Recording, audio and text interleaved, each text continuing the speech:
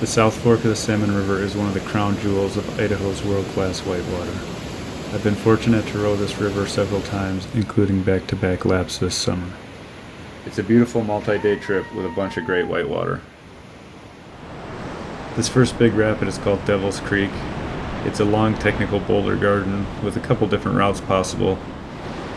I've always taken this left line, but on the first lap this year I was a little tempted to try the slot move between these two big boulders. I decided to stay left on the first lap and try to squeeze between the boulders on my second time down. When I tried to sneak between the boulders, I got a little impatient. I hit the back of my right tube on the guard rock and bounced off into the boulder on the left side. Plan B was to cut right behind that boulder and exit the right side of the rapid. I wasn't sure how the boat was going to react as I dropped under this big pillow, but it squirted me out to the right and there was a clean line out the bottom of the rapid. The next day we came to Surprise Rapid. This is a two-part rapid with a couple hundred yards between drops. The upper drop is short and sweet with a couple big meaty holes to punch through.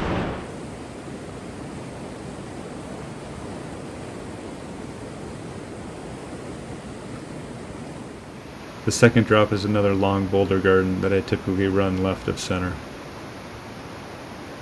This time I decided to sneak between these two mid-rapid boulders on the first lap.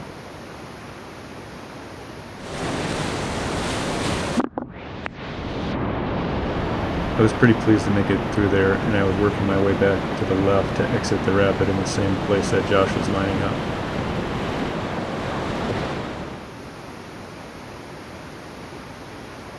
We normally exit the rapid just on the right side of that pour over on the bottom left part of the screen. It's tighter than it looks, and Josh's left tube rides up on that pour over just a bit, while a sneaky curling wave on the right sucks his other tube down and flips him over.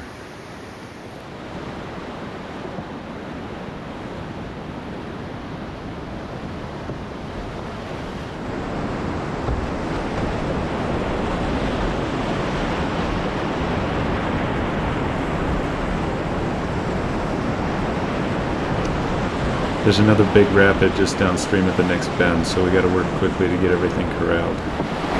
Hey, big rock coming up! Get up, get on top or get away! You wanna hop on here?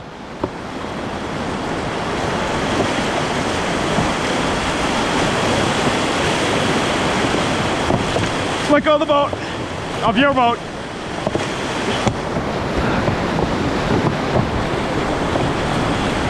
Okay, you can get your boat. I'm gonna pull over to this side. Josh does a good job staying with his boat, and we're able to get it towed into an eddy.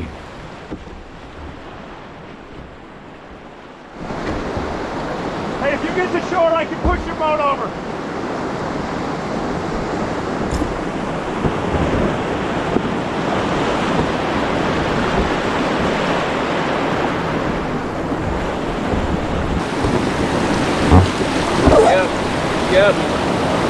Yep.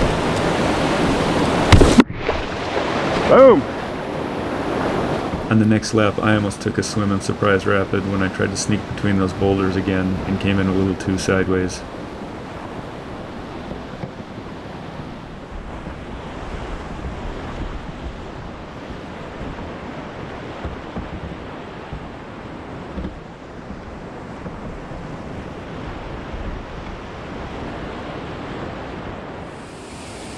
Just downstream, Elk Creek Rapid has a series of cascades that terminate in a big chunky wave that our kayakers and roundboaters tend to avoid.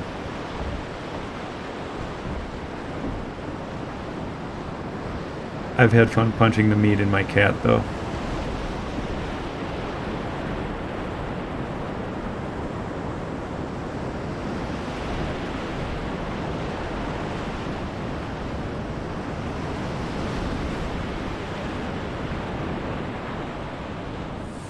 This is another rapid where it's important to have safety set below because there's just a few hundred yards of flat water before you get into another long boulder garden.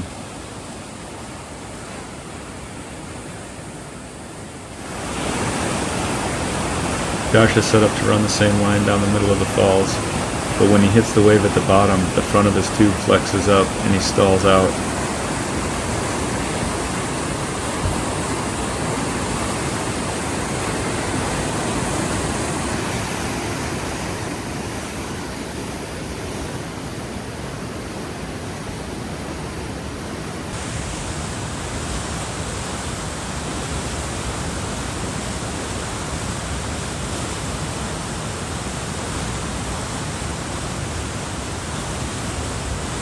Jake does a great job with his kayak helping to push the raft into the eddy before the next boulder garden.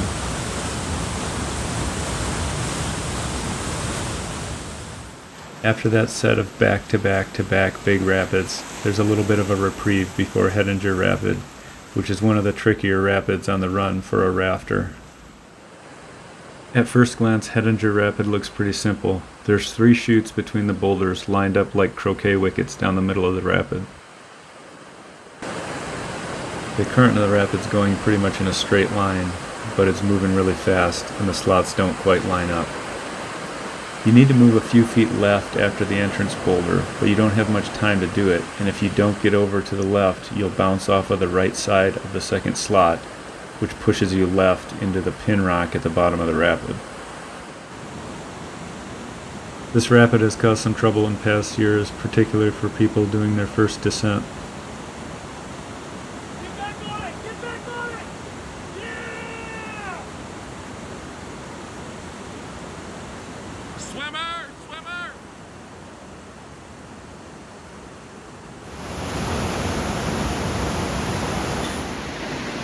I did not have clean lines on my first run down Hadinger Rapid either.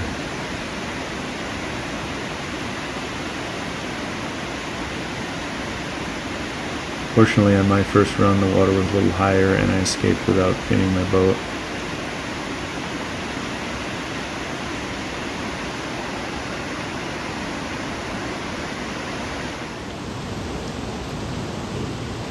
The rapid's pretty straightforward if you're in a kayak, though.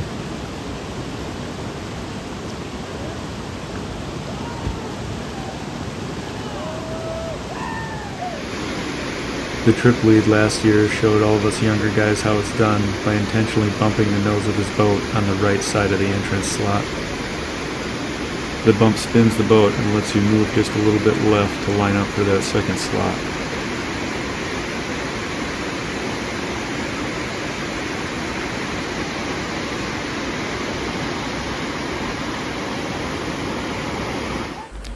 This year I got the same spin move to work in my cat by bumping my upstream tube on the rock as I went by.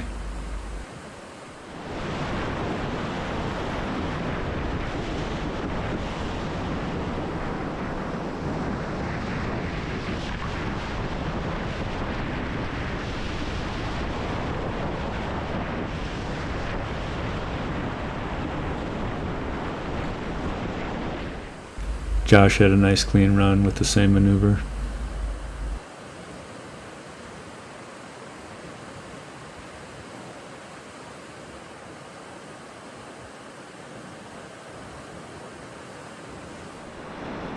The Porphyry Pack Bridge marks the start of a 6-mile section of almost continuous Class 3 and 4 whitewater.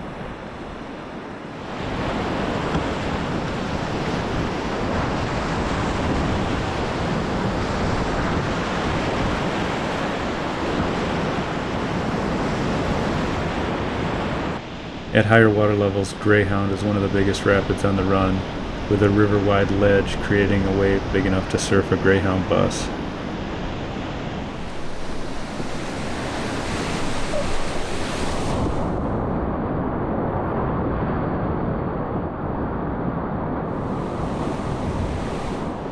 This stretch is all read and run, but you can't let your guard down.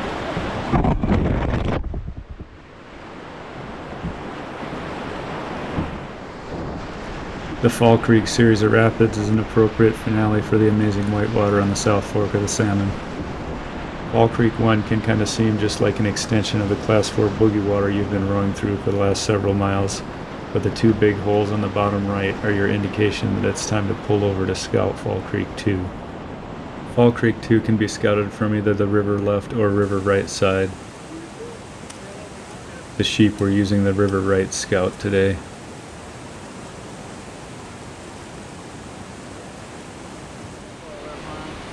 Fall Creek 2 has a pretty reliable chute on the river left side of that big boulder.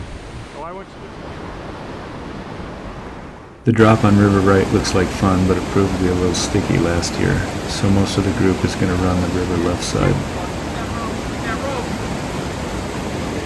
That rope!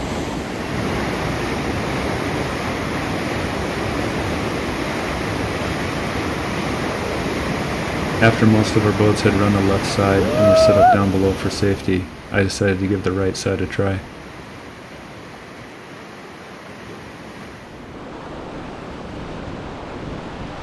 Once I hit the bottom, I could feel the backwash start to pull my tubes back towards the falls, so I rowed hard to get out of there.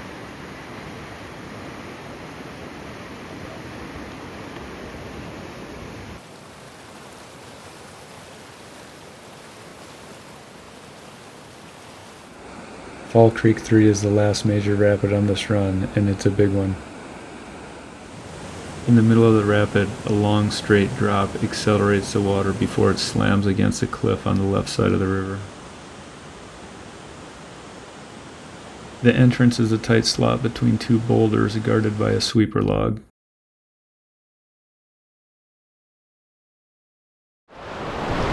It's pretty tight and hard to see from shore, but it goes.